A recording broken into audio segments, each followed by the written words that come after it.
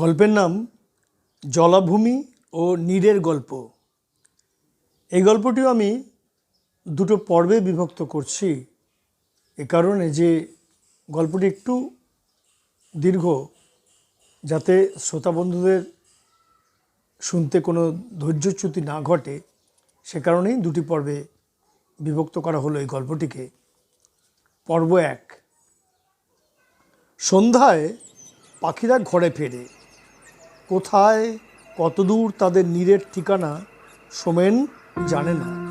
সকাল হলে তারা আবার আসবে কাছেই সাঁতরাগাছির বুড়ির জলায়। সোমেনের বাড়ি সাঁকরাইল। এখন বাড়িটা দোতলা হয়েছে, ছাদটা বিশাল। সুযোগ পেলেই সোমেন এই ছাদে উঠে আসে।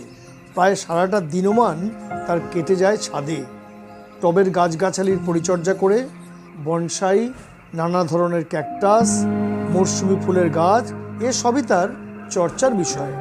ইদানিং তার আর একটা শখ হয়েছে, পাখি পোষার শখ। তার জন্য ছাদে চিলেকোঠার পাশে টালির চালের ঘর বানিয়েছে, জাল দিয়ে ঘিরে দিয়েছে চারধার। বাচ্চা প্রসবের জন্য হাঁড়ি ঝুলিয়েছে খাঁচার কোণে কোণে। প্রথমে গোটাস্টেক বদ্রি পাখি রেখেছে, পরে লাভবার্ড, ম্যাকাও ইত্যাদি পাখিও পুষবে, এমন একটা পরিকল্পনা সে করে রেখেছে। বদ্রি পাখিগুলোকে সকাল সন্ধ্যায় পর্যবেক্ষণ করে সোমেন। নীল, হলুদ, সবুজ, সাদা অথবা মিশ্র রঙের নানা পাখি। খাঁচার মধ্যে তাদের কিচিরমিচির, দানাপানি খাওয়া, উড়ে ফেরা এবং যে যার মনের মতো জোর খুঁজে নেওয়া। তারপর ঠোঁট দিয়ে শৃঙ্গার, সঙ্গম, এসবই সোমেনের পর্যবেক্ষণের বিষয়। আর যারা খাঁচায় নেই, গাছে গাছে, আকাশে আকাশে মুক্ত হয়ে যারা উড়ে ফেরে, বিচিত্রভাবে ডাকে, বিচিত্র যাদের রং, রূপ, আকার, তারাও সোমেনের মনোযোগ কম আকর্ষণ করে না। সন্ধেবেলা আকাশপথে তার বাড়ির ওপর দিয়ে উড়ে যায় শামুকখোর, নানা ধরনের বক, ধরবক, খরচে বক, গোবক, নানা প্রজাতির উড়ুক্কু হাঁস এবং পানকৌড়ি। তারা হয়তো দূরে কোনো উঁচু গাছে আশ্রয় নেয়, নিরিবিলি নিরাপদে নির্জনে থাকতে চায়। আবার সকাল হলেই বুড়ির জলায় ফিরে আসে। সোমেনের এখন অখণ্ড অবসর। আসলে কর্মজীবন বলতে সাধারণভাবে আমরা যা বুঝে থাকি, সেই চাকরি বাকরি বা ব্যবসা বাণিজ্য এখন আর তার নেই। একসময় সে অনেক বড়লোক হওয়ার স্বপ্ন নিয়ে একটা ইন্স্যুরেন্স কোম্পানির এজেন্ট হয়েছিল। ক্রমে ক্রমে ইন্সপেক্টর র্যাঙ্ক 1 পর্যন্ত উঠেছিল সে। তখন সে এত ব্যস্ত ছিল যে জুট মিলের চাকরিটা পর্যন্ত ছাড়তে হয়েছিল। একটা সেকেন্ড হ্যান্ড গাড়ি কিনে যাতায়াত করতে শুরু করেছিল সোমেন। তাদের বীরচন্দ্রপুরের মতো গ্রাম ঘেঁষা শহর তৈরি মানুষ চমকে উঠেছিল নাথদের ছোট ছেলে সোমেনের এই উত্থান দেখে। কিন্তু একদিন সব বোবা। গাড়ি বেচে দিয়ে ওই ইন্স্যুরেন্স কোম্পানির সঙ্গে সমস্ত সম্পর্ক ছিন্ন করেছিল সে। তারপর ধরলো ব্যবসা। পৈতৃক বাড়ির পাশের পৈতৃক ভিটাতেই ঘর বানিয়ে গড়ে তুলল ইমারতি দ্রব্যের ব্যবসা। লোহা, সিমেন্ট, ইট, বালি নিয়ে ব্যস্ত রইল কিছুদিন। তারপর তাও তুলে দিল, ভালো লাগছিল না বলে। তবে হ্যাঁ, কাজের কাজ একটা সে করেছিল। সেই হিসেবে দেখতে গেলে সোমেন বিষয়ীও বটে। শরিকি ভাগের পর তার ভাগে পড়া পুরনো বাড়িটা সোমেন বেচে দিয়েছিল। গড়ে তুলেছিল পাশের পৈতৃক জমিতেই জবরদস্ত দোতলা বাড়ি। একতলায় গোটাচারেক দোকান ঘর এবং একটা গুদাম ভাড়া দিয়েছে। গোটা দোতলাটা রেখেছে নিজেদের জন্য। দোকান ঘর এবং গুদাম থেকে মাসান্তে একটা ভাড়া পায়। এখন সেটাই তার একমাত্র রোজগার। তবে তার স্ত্রী দুর্বা একটা প্রাথমিক বিদ্যালয়ে শিক্ষকতা করে, কাছেই কাজীপাড়ার মোড়ে হরসুন্দরী প্রাথমিক বালিকা বিদ্যালয়ে। এই চাকরিটা সে বছর 5 ধরে করছে। সরকারি অনুদানপ্রাপ্ত বিদ্যালয়, সরকারি স্কেলেই বেতন পায়। সুতরাং তার আয় একেবারে মন্দ নয়। দুর্বা তার স্বামীর ইদানিংকালে এক চরম নিষ্ক্রিয়তা দেখে বলেই দেয় এক এক সময়, আমি চাকরিটা করছি দেখি, নইলে ফটাং ফটাং করে তোমার চাকরি ছাড়া বেরিয়ে যেত। দুটো ছেলে মেয়ের লেখাপড়া, সংসারের নানা খরচ তোমার ওই ভাড়ার টাকায় চলতো। সোমেন আপাতভাবে খুব শান্ত স্বভাবের। দুর্গার সঙ্গে তার বিয়ে হয়েছে প্রায় 22 বছর আগে। বয়স তার এখন 52 কোঠায়। শান্তভাবে সে দুর্বার কথার জবাব দেয়, সংসারটা তো যৌথ দায়িত্ব নয় কি? রোজগারের স্ত্রীরা সংসারে টাকা দিয়েই থাকে, এ আর নতুন কথা কি? দুর্বা নিজেও খুব ঝাঁঝালো মেয়ে নয়, আবার শান্ত স্বভাবেরও নয়। স্বামীর এ কথার অনেক জবাব সে দিতে পারে, কিন্তু তার আর ঘরের লোকটার প্রতি তেমন কোনো আকর্ষণ নেই। চোখের সামনে চলছে ফিরছে, খাচ্ছে দাচ্ছে, ঘন্টার পর ঘন্টা ছাদে কাটাচ্ছে। সংসারে খুব জরুরি দরকার ছাড়া সে এখন তার স্বামীর সঙ্গে বড় একটা কথাই বলে না। ছেলেটা বিএসসি পড়ছে, মেয়ের ক্লাস 9। ওদের নিয়েই কেটে যায় দুর্বার। স্বামীকে তার প্রায় প্রয়োজনই হয় না, এমনকি রাতের পাটও চুকে গেছে বহুদিন। সোমেনেরও আর এতে কিছু যায় আসে না আজকাল। স্ত্রীর সঙ্গে তার মানসিক দূরত্ব বাড়তে বাড়তে একটা খাদের কিনারে এসে দাঁড়িয়েছে। এরপরই অতল খাদ, বিচ্ছেদ। যদিও এতটাও সে ভাবে না, সম্পর্কহীন সম্পর্ক নিয়েই সে এক ছাদের নিচে বাকি জীবনটা কাটিয়ে দিতে চায়। এখন তাকে সঙ্গ দেয় পাখিরা, ঘরের পাখি এবং বাইরের পাখি। ছেলেমেয়েরা এখন অনেকটাই বড় হয়ে গেছে তাদের প্রতি যেটুকু দায়িত্ব পালন করার সে করে। সকালে হাট বাজার করে, দোকানপাট করে, তারপর ছাদে উঠে আসে, গাছের পরিচর্যা করে এবং পাখি দেখে। পাখির জীবন কেমন হয় মানুষের থেকে, তা কতটা আলাদা, কীভাবে তাদের জোর লাগে পাখিতে পাখিতে, রং বেরঙে, সেই সবই দেখতে থাকে সে খাঁচার ভেতর দৃষ্টিটাকে আলতো করে ছেড়ে দিয়ে। মনে পড়ে যায় তাদের জীবনের জোর লাগার কথা। ট্রেনে আলাপ দুর্বার সঙ্গে, ওর পরিবারের সঙ্গে। করমণ্ডল এক্সপ্রেস, চেন্নাইগামী ট্রেন। সেও বন্ধুবান্ধব নিয়ে চলেছিল দক্ষিণ ভারত ভ্রমণে। ট্রেনের দুলুনি, পেছনে সরে যাওয়া দৃশ্যপটের কাব্যময়তা, আর দুর্বার চোখ দুটো, ছটফটে এক শহুরে তরুণী, সবে বিএসসি পাশ করেছে, সারা শরীরে লাবণ্যের ঢল। দুর্বাকে সেই দেখা থেকেই তো সম্পর্কটা বিয়ে পর্যন্ত গড়িয়েছিল। সোমেনের একটা গর্বও ছিল দুর্বাকে নিয়ে। বীরচন্দ্রপুরের মতো গ্রাম ঘেঁষা শহরতলিতে দুর্বার মতো বউ বিরল, খাস কলকাতার মেয়ে, তাই কলকাতা বিশ্ববিদ্যালয়ের গ্র্যাজুয়েট। এমন বউ এই গেঁয়ো পাড়ায় খুব একটা নেই। এই গর্ব থেকেই, এই ভালো লাগা থেকেই চঞ্চুতে চঞ্চুতে আলাপ, হাঁড়িতে গিয়ে ঢোকা, প্রজনন। মানুষের ডিম ফুটে বাচ্চা হলো একদিন, দুটো বাচ্চা। তারপর লালনে পালনে তারা বড় হয়ে উঠতে লাগলো।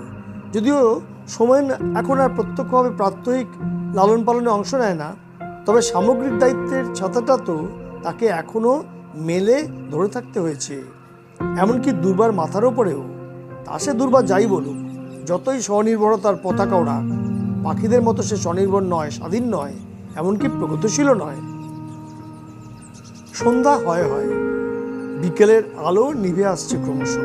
সোমেন ছাদে বদ্রি পাখির খাঁচার সামনে বসে যেমন পাখি দেখে, পাখির জোর দেখে, আবার আনমনে কখন যেন সে নিজেদের জোরের কথা ভাবে। জোর ভেঙে যাওয়ার শব্দ পায় মনে মনে। পাখিরা কেমন অন্য জোর খুঁজে নেয়, প্রজননে মত্ত হয়, হাঁড়ি পাল্টায়, দানা পানি খায় পরমানন্দে। সে তো তেমন পারে না। পাখির কি স্মৃতি আছে মানুষের মতো, নাকি সে কেবল প্রবৃত্তির দাস? মরশুমি প্রজননে তার এক বিপরীত লিঙ্গের সঙ্গম সাথী প্রয়োজন হয়, ব্যাস এই পর্যন্তই। মানুষ তা পারে না, কেননা সে বড় স্মৃতিতাড়িত। স্মৃতি তাকে তাড়া করে। শিক্ষা, সমাজ, রুচি তাকে অন্য প্রাণীদের মতো হতে বাধা দেয়। সোমেনের মনে হয় মানুষের তৈরি এই তথাকথিত সভ্যতাই মানুষের শত্রু, মানুষের লক্ষ কোটি দুঃখের কারণ। সূর্য অস্ত যাওয়ার প্রাক মুহূর্ত থেকে পাখিরা বাসায় ফেরে, তখন বুড়ির জলা ফাঁকা হয়ে যায়। কিচিরমিচির শব্দ আর থাকে না। ক্রমে অন্ধকার নেমে আসে জলায়। শীতের শুরু থেকেই কুয়াশায় ঢেকে যেতে থাকে বুড়ির জলা। সোমেন একবার সন্ধ্যের পর সাইকেল চালিয়ে ওই সাতটাগাছির বুড়ির জলা দেখতে গিয়েছিল। দিনের বেলা রোদের আলোতেও দেখেছে ওই জলা কেমন বিচিত্র সব পাখির কলরবে মুখরিত। গোবক, পানকৌড়ি, ধূসরবক, শামুকখোর ইত্যাদি সিকোনিফর্মিস বর্গের পাখিরা সেখানে ভিড় করে আছে, সাঁতার দিচ্ছে, চঞ্চু দিয়ে ডানার পালকের নিচে জন্মানো ছোট ছোট পোকা খুঁজছে। মাছ শিকারে ব্যস্ত কেউ, শামুক গুগলির খোঁজেও রয়েছে কোনো কোনো পাখি। আবার এক পা তুলে বিশ্রামের ভঙ্গিতে দাঁড়িয়ে আছে সারস জাতীয় পাখি। কিন্তু রাতে তারা কেউ থাকে না, শূন্য জলা। জলার চারপাশের ইউক্যালিপটাস, খিরিস, কৃষ্ণচূড়া, ছাতিম প্রভৃতি গাছগুলোর মাথায় অন্ধকার নামে। অন্ধকারে ছেয়ে যায় চারপাশ, ঝিঝি ডাকে। কুয়াশায় কেমন রহস্যময় হয়ে ওঠে ওই জলা। শরীরে শীতের অনুভূতি হয়, বাতাসের ঠান্ডা পরশ ক্রমশ শরীরে জাঁকিয়ে বসতে চায়। রাত হলে তার মনের ভেতরটাও কি ওই বুড়ির জলার মতন অমন নিঝুম হয়ে ওঠে? হতাশার শৈত্য এসে গ্রাস করে শরীরের উষ্ণতা। সারাদিন তো তার মনের ভেতরও পাখিরা আসে, কলরব করে, সংসারের নানা টুকিটাকি কাজে ব্যস্ততা থাকে, শাব্দিক থাকে মনের জলাভূমি। কিন্তু রাতে, নিশুত রাতে কে থাকে সেখানে? কে জাগে? বিদঘুটে অন্ধ নৈশব্দের মধ্যে একাকী জেগে থাকে তার বিপন্ন অস্তিত্ব। শুধু একটা না, ঝিঝির ডাকের মতো হৃৎস্পন্দনটা বেজে চলে, ধূপ ধূপ ধূপ ধূপ। সোমেন সেদিন সন্ধ্যা পেরোনো প্রথম রাতের অন্ধকারেই বুড়ির জলাকে দেখে নিয়েছিল। নিজের মনের জলাভূমিটার সঙ্গে তার একটা তুলনা করে কেমন যেন ভয় পেয়ে গিয়েছিল। এখন আকাশে চরাচরে সেই সন্ধ্যা পেরোনো অন্ধকার নামছে ধীরে ধীরে। মাথার অনেকটা ওপর দিয়ে কয়েকটা শামুক্ষর উড়ে গেল। তাকে পাখি চিনতে শিখিয়েছে পাড়ার বদ্রীনাথ বাবু। উনি একজন পক্ষী বিশেষজ্ঞ।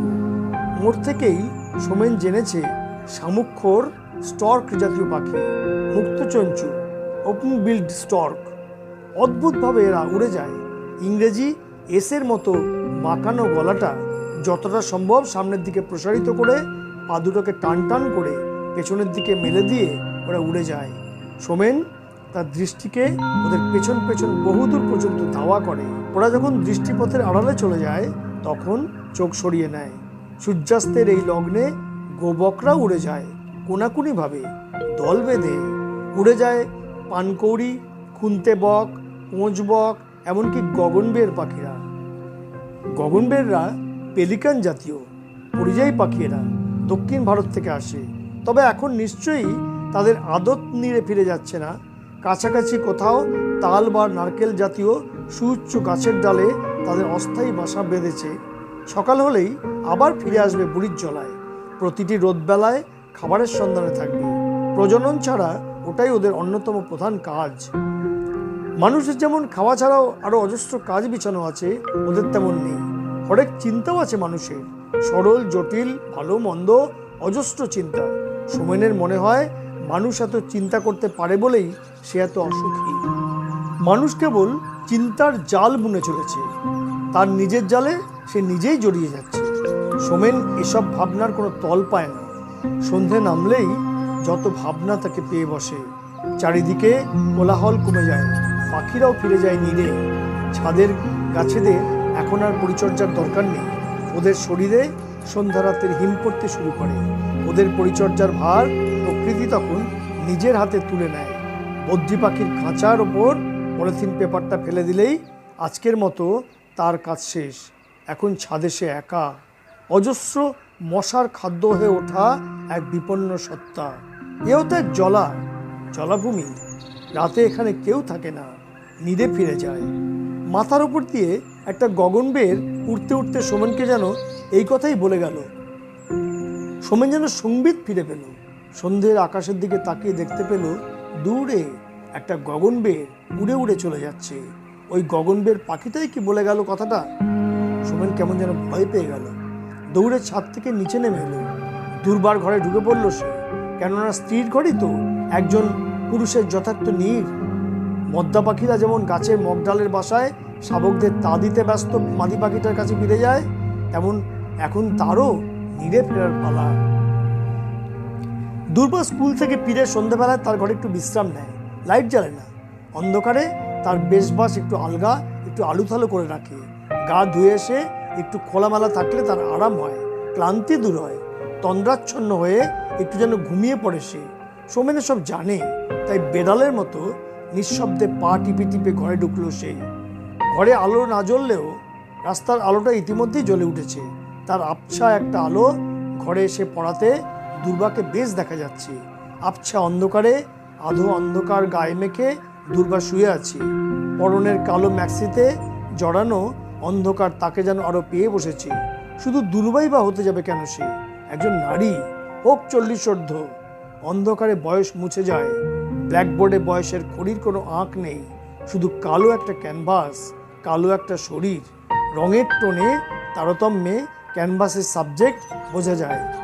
গুঁয়াশে আঁকা ছবি, জল রঙের সজল নম্রতায় অস্বচ্ছতা আরোপ করে আছে। বড় ইচ্ছে করলো তার ওই নারীর শরীরে একটু হাত দিতে, অন্ধকার জড়ানো মায়াবী দেহে একটু সোহাগ করতে। অনেক অনেক দিন পর তার এমন ইচ্ছা করলো। শারীরিকভাবে সে অনুভব করলো তার দেহ মন এখনো সৃষ্টিশীল, কিন্তু তাঁতের শাড়ির মতো পাটে পাটে ভাঁজ করা এমন নৈঃশব্দ সে ভাঙবে কি করে? নৈঃশব্দকে ভেঙে ফেলা তো এক ধরনের হঠকারিতা। সোমেন এগিয়ে গেল খাটের কাছে। দুর্বা টের পায়নি, হয়তো ঘুমিয়ে পড়েছে। দেয়ালের দিকে পাশ ফিরে শুয়ে আছে। তার ডান কাঁধে হাত ছোঁয়াবার জন্য সোমেনের হাতটি অন্ধকারে সরীসৃপের মতো আস্তে আস্তে এগিয়ে গেল। এমন সময় খাটের কাছে রাখা নিচু সেন্টার টেবিলের ওপর থেকে পোর্সেলিনের ফুলদানিটা সোমেনের হাত লেগে পড়ে গেল। মাটিতে পড়ে ফুলদানিটা ভেঙে গেল। তার শব্দে দুর্বা হঠাৎ জেগে উঠে অন্ধকার ঘরে এক ছায়ামূর্তিকে দেখতে পেয়ে কে কে বলে চেঁচিয়ে উঠল। সোমেন অস্ফুটে বলল, আমি। অন্ধকার ঘরে কি করছো আমার খাটের কাছে? দুর্বা, আমি তোমার কাছে এসেছি। বুড়ো বয়সে আবার চুলকানি উঠলো নাকি?